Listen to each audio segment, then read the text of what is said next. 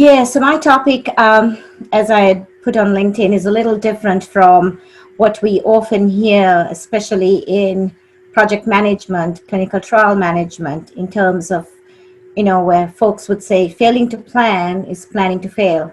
And I thought I'd do a spin to it because often when we think of planning, what we miss is recognizing what the potential pitfalls are, what are the risks on the project, and then and attempting to embed that into your plan. So my presentation, therefore, is to take that to the next level in terms of the twist and talk about the importance of recognizing failure and how do we manage failure from the very beginning. So what you see here is a depiction of key elements of a project. As you know, when we talk about project, we refer, we make reference to scope, timeline, cost, resources, communication, um, let's see, and risk, quality, and procurement, which is kind of the main paradigm of project management. So there's a lot of elements that's happening at the same time. There's a project manager, therefore, is expected to be a juggler. So what can we do and how can we best prepare for a project and in terms of making it successful? We got to start from the very beginning and trying to understand what our key um, excellence is that we're looking to achieve in the business. You often hear of what's the business need, what's the strategy, so starting from, kind of the bottom up approach, you want to understand what your plan is, what is the project all about in order to be able to even derive a plan. What's the project? What are you supposed to do? How would you execute on that? What are your quality checks and risks? And then, what do you do about those? Are there CAPAs that you need to put in place? Then you take it further in terms of understanding what your strategy is. Again, keeping in mind the business needs of the organization. What is it that the organization wants to innovate? Um, how do you be inclusive in terms of the team members, both internal and also external stakeholders? How is it going to sustain your business? What does this mean in terms of building revenue for your organization? And that's the security piece of it in terms of financial stability. Going further than that, it's your mission and vision of the corporation. What are your core values? What's the core purpose? And what is the vision and goals of your organization? And then finally, what exactly does this vision mean to you? You go back and you reevaluate strategy as you look to execute on these projects. And of course, your fundamental goal is to achieve success. So, as I said earlier, planning to fail, there's an acronym that is, first attempt in learning. We've heard about lessons learned, for example. Often what happens is that lessons learned are retained for the end of the project, and you do the exercise and that's it. You don't leverage on those lessons learned. Bring it into your plans, into the project, understanding how a similar project can have certain failures and building such corrective action into your plans, as I said earlier. So when we start a project, we're not negative about it. It's not the case of saying, oh, I am bound to fail, so why even begin my project? That said, we know that failure is inevitable. We know that risk is inevitable. We say change is constant. So what does this mean in terms of, again, building this approach into our plans?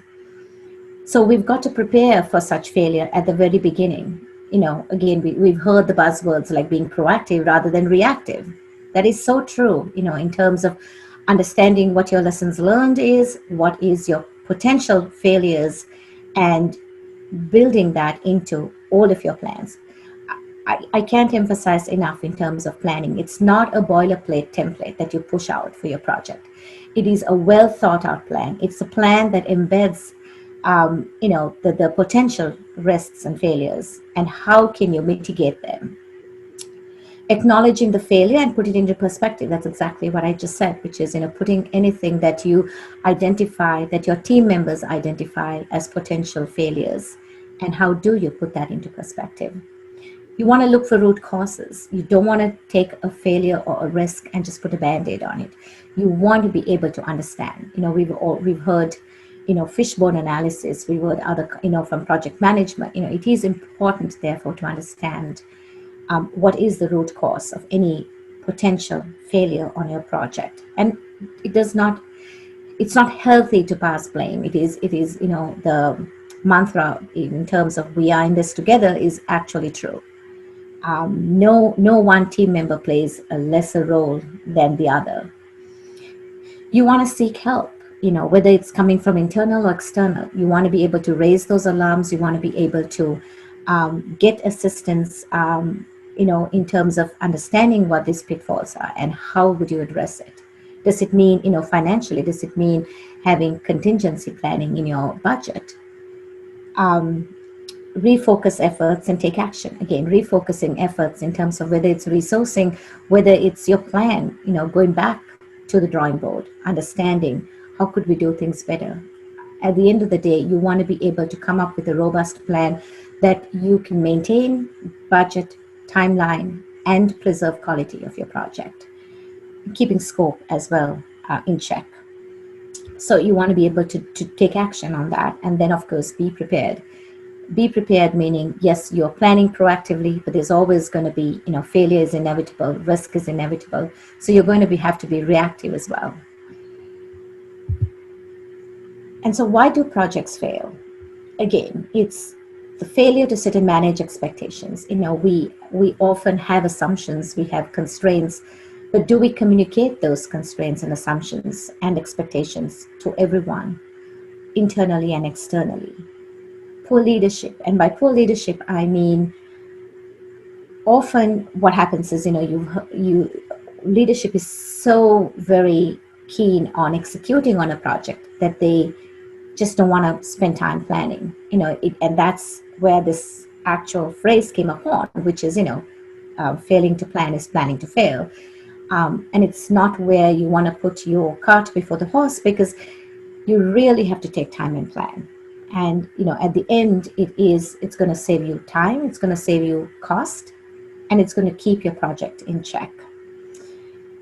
Failure to adequately identify, document, and track requirements. Metrics is very important in the world of clinical trials, and we work with CROs, we work with other vendors. What are the metrics? What is the expectations that we have communicated to them at the onset? And how do we measure their success against the work that's being done? Poor planning in terms of budgeting, timeline, and effort estimation, which is resourcing, can also bring upon issues that's self-inflicted, if you will. Lack of planning and planning processes.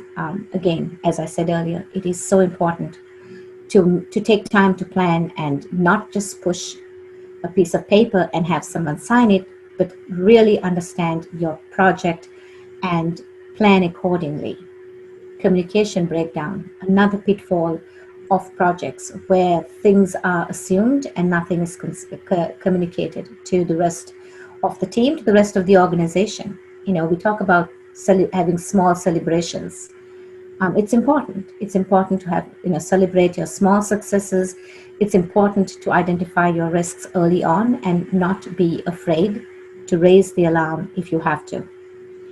Inadequately trained personnel. That's such a problem right now in terms of having resources on your team who come into the project who do not have the time to better themselves, whether it's not just professionally, but even in terms of understanding the project, taking the time to train. The previous presentation we saw about EDC and how EDC can be successful, but it's insofar input versus output. What is your input? Who is doing it? How much have they been trained in order to be able to get the data that you want? Cultural and ethical misalignment, again, something that's more of a soft characterization, but extremely important to understand the culture of the organization, but also what's the cultural value that individuals are bringing to the organization. we've got to be sensitive about it. What's the ethical misalignment? We've got to remember respect. I bring to the organization often when I talk to anyone in terms of being, applying empathy. It's so important. I mean, especially in this pandemic where, yeah, you have timelines, yeah, you have budget, but you're working with people, and you've got to understand, what they bring to the table, but what also do they have behind the scenes, and how can we as an organization help them to grow, but understand their issues as well. And lastly, inadequate governance can be a huge problem for projects, because you're constantly doing, and you're forgetting to stop and do the kind of the plan, do, check, act model, if you will. Governance is important. It's a two-way communication to let those that's working on the project, but also those that are responsible from an external perspective, your CROs. You want them to come to the table. You want to be able to openly communicate and be candid about potential issues, but also what's going on and what are the risks that they would need to be a part of and help to mitigate. And this all goes down to progress tracking and reporting on real time. This is somewhat of a busy slide. I don't intend to read everything. You will be getting a copy of these slides, but what I tie into this presentation is the risk identification. When you're planning to fail, what are you doing? You're looking at some of these failures. What could potentially go wrong on my project? How do I plan, therefore? I mentioned all the key characterization of projects in terms of costing, resourcing, and the others. So in each of these areas, what exactly are your potential failures or risks? So it's very important. And again, risk identification is a process that can take days, not just a couple of hours. It should involve the entire team, internal and external. It should be a workshop where you have a brainstorming session to understand your project. It also enables the team to actually give the focus, keep the focus on the project. What is it that I'm expected to do on this project? How do I execute? And in order to execute, what do I need and how can I avoid risks? So that's very important in terms of identifying risks and, of course, managing those risks. What's the mitigation plan? What's the timeline for these risks, potentially to sabotage your project? And how do I mitigate in time to avoid such big risks? And again, communication. You've got to share this with the rest of the management team. You've got to share it with your stakeholders. It's extremely important that everybody is aligned and on the same page, not just on the progress of the project, but what is actually going on behind the scenes. Common excuses for failing to plan. So this is where I revert back to the saying, which is failing to plan is planning to fail. What are those reasons? You hear excuses like, well, there wasn't enough time. My manager said I got to, execute, so I had to jump into it. Everything has to happen yesterday. When you ask somebody, when do you need it by? It's like as soon as possible. Or you hear the phrase, I needed it yesterday. Well, you'd understand if you took the time to plan that there are benefits. I want to share with you an example, a real life example that I, in one of my previous organizations that we experienced. We were running a phase 2 AB clinical trial, and in a rare disease, and it was really hard because the protocol, as we kept developing the protocol, it was extremely rigorous, and we were very concerned about the inclusion exclusion criteria. And senior management, at least part of the senior management, was pushing us obviously to get this protocol out to the FDA and begin the trials. But fortunately for me, I had a CMO who had the mindset of, taking time to plan. And we were able to convince our CEO as well. It was a very small organization. Everybody was represented at the table, from the CEO to the CFO. And as a result, we took time to, first of all, meet in person with our KOLs, those individuals, those investigators who were actually going to be participating in this trial, and we conducted a one-day workshop with them. We took key aspects of the protocol. We ripped it apart. We discussed it. We looked at potential risks. We looked at the patient population. How best can we, what's the inclusion that we should have? And it was a really successful session because it was not just one, often you have one key KOL who you bend backwards and forwards to make sure that this person's input is received. But in this case, we had the luxury of inviting 8 of our sites, all of the investigators at the meeting. So everybody was at the table and to be able to brainstorm and bounce ideas. We even went one step further to actually have a follow-up workshop with the study coordinators. Now, it's one thing to meet with the investigators and get their input, but when you think about it, the actual executors of this protocol is your study coordinators and your research nursing staff. And how do they look at this? Is this actually an operationalized protocol? Can they how do we help to operationalize it? What are the steps that we need to do when the patient walks in the door? What are the labs that you need to do first to make it less burdensome for the patient? And we got tremendous input from the study coordinators, and as a result, we had a protocol that was operationalizable, and the study was going well.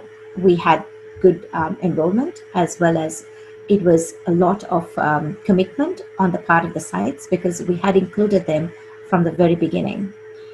And this particular project that we did, even though we were small, it wasn't a full service CRO. That was the other thing. A small company, we didn't want to go with big name CROs. So we strategically picked niche CROs for our project, those that we did not have the subject matter expertise in-house. As a result, we retained project management in-house, as well as we controlled clinical monitoring. And it certainly proved to be successful.